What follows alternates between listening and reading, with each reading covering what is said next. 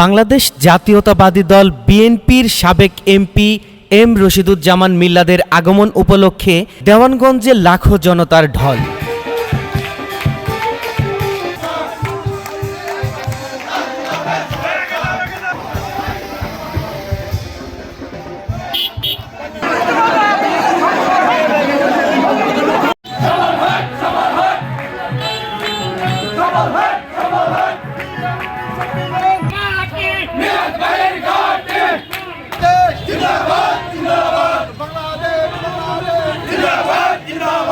জামালপুরের দেওয়ানগঞ্জে বাংলাদেশ জাতীয়তাবাদী দল বিএনপি আয়োজন করেছে এক বিশাল মহাসম্মেলনের।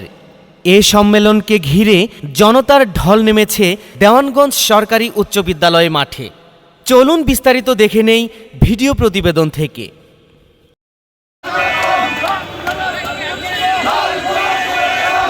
জামালপুরের দেওয়ানগঞ্জ সরকারি উচ্চ বিদ্যালয় মাঠে আজ বিএনপির এক মহাসম্মেলন আয়োজন করা হয়েছে। এই সম্মেলনকে ঘিরে পুরো এলাকা এখন উৎসবমুখর পরিবেশে পরিণত হয়েছে।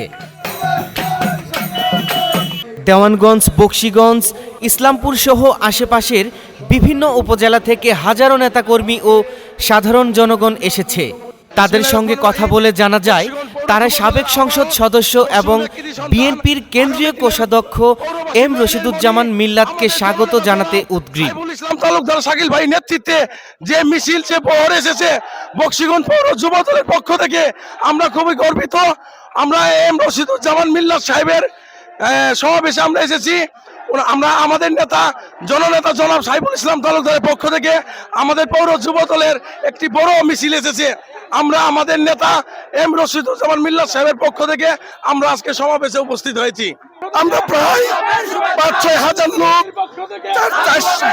৫০০ মোটরসাইকেল বহন নিয়ে এম রশিদুজ্জামান মিল্লাত ভাইয়ের প্রোগ্রামকে সফল করার জন্য দেওয়ানগঞ্জে এসে মাত্র উপস্থিত হলাম।